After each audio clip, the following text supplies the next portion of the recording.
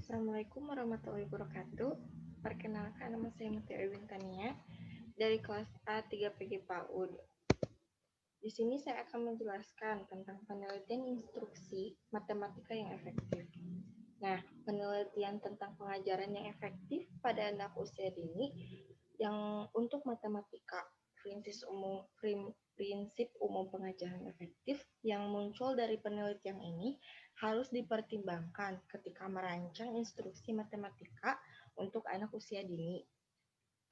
Secara bersama-sama, mereka memberikan panduan tentang pengajaran yang efektif meskipun diperlukan Badan Besar Penelitian tentang Instruksi yang Efektif menginformasikan pengembangan sistem kelas untuk observasi karena domain kelas yang paling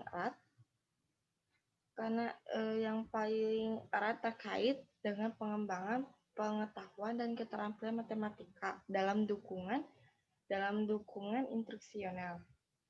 Nah,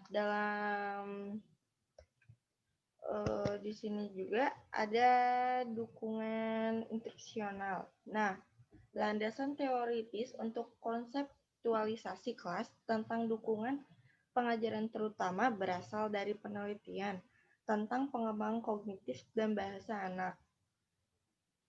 Pengembangan kognitif dan bahasa anak itu tergantung pada peluang yang diberikan oleh guru untuk mengekspresikan keterampilan yang ada dan merancang keterampilan yang lebih kompleks. Lalu pengembangan keterampilan metakognitif juga termasuk kesadaran anak-anak dan pemahaman tentang proses berpikir mereka sendiri, serta keterampilan fungsi eksklusif mereka. Mereka juga penting untuk mengembangkan akademis mereka itu.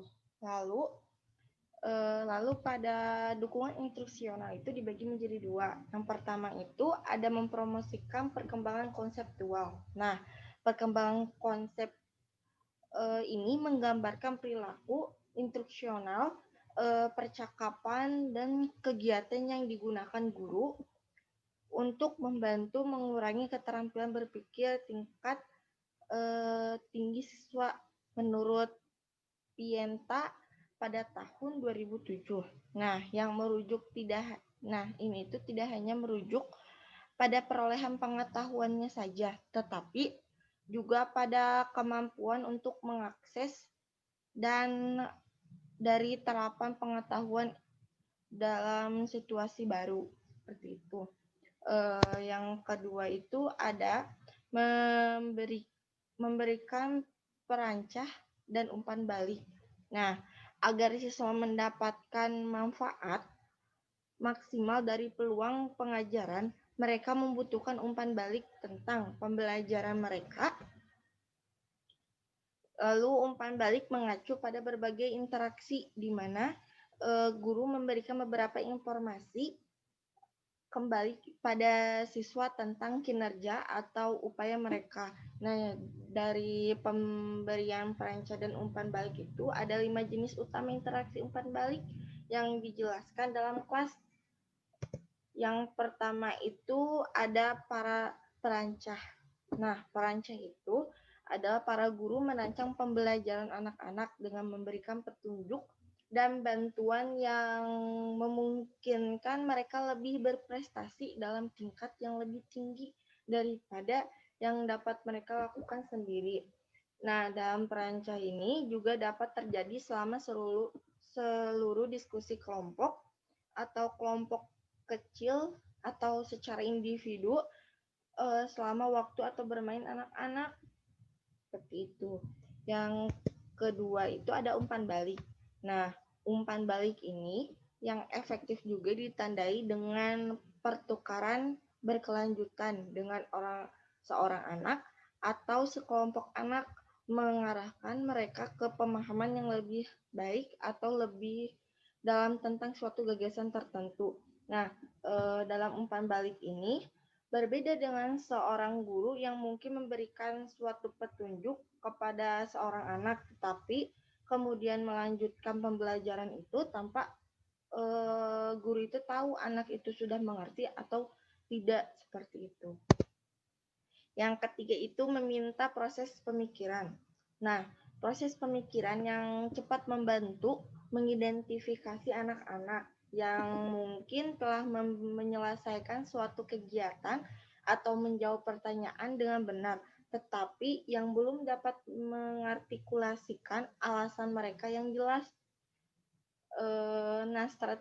Nah, dengan meminta seorang anak mengartikulasikan proses pemikirannya, guru juga menemukan pemikiran yang salah dan dapat mengintervensinya gitu. Kesempatan belajar ini berbeda dengan kesempatan di mana guru hanya memberitahu anak bahwa itu salah atau benar. Gitu. Yang keempat itu adalah menyediakan informasi dalam konteks interaksi pembelajaran anak-anak. Setiap memberikan jawaban atau tindakan yang salah. Nah, setiap contoh memberikan peluang atau umpan balik yang efektif dan memperluas jawaban dan tindakan anak-anak mengklarifikasikan jawaban yang salah. Nah, dalam menyediakan informasi ini juga memberikan informasi yang sangat spesifik tentang jawaban yang benar. Ini semua berbeda dengan guru yang hanya memberitahu siswa itu bahwa itu salah. Tuh. Yang kelima adalah dorongan dan penegasan. Nah, bentuk umpan balik ini terdiri dari strategi yang dapat memotivasi anak-anak untuk mempertahankan upaya dan keterlibatan mereka. Pertanyaan pengakuan sederhana seperti Anda bekerja sangat keras pada teka-teki itu, memperkuat upaya siswa dan mendorong kegigihan. Ini mungkin sangat penting dalam bidang matematika, di mana anak-anak lebih tua di Amerika Serikat ditemukan berasumsi bahwa prestasi matematika adalah produk dari kemampuan daripada usaha.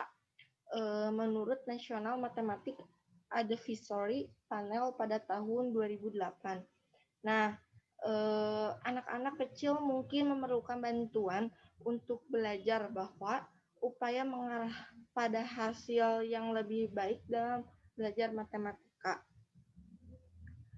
Lalu ada pentingnya berbicara matematika. Nah, secara umum jumlah dan jenis bahasa yang terjadi di kelas antara guru dan anak-anak sering berkaitan dengan hasil untuk anak-anak. Penelitian korelasional dengan anak-anak prasekolah menunjukkan bahwa selama masa kelompok besar, penjelasan guru dan penggunaan kosakata yang menantang secara kognitif terkait dengan hasil belajar yang lebih baik untuk anak-anak menurut Dickinson dan Tabors pada tahun 2001. Penggunaan pertanyaan terbuka juga berpotensi meningkatkan pembicaraan matematika di kelas atau di rumah. Guru yang efektif lebih banyak menggunakan pertanyaan terbuka daripada guru yang kurang efektif. Mereka bertanya kepada anak, mengapa dan bagaimana Anda tahu. Mereka mengharapkan anak-anak prasekolah untuk berbagi strategi, menjelaskan pemikiran mereka, bekerja sama untuk menyelesaikan masalah dan mendengarkan satu sama lain. Lalu ketika pertanyaan menjadi internal, anak-anak dapat semakin menjadi pembelajaran matematika mandiri yang membawa dan menggunakan lensa matematika untuk melihat dan memahami dunia mereka.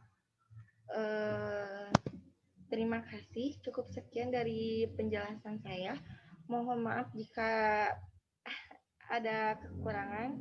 Wabillahi taufiq wal hidayah. Wassalamualaikum warahmatullahi wabarakatuh.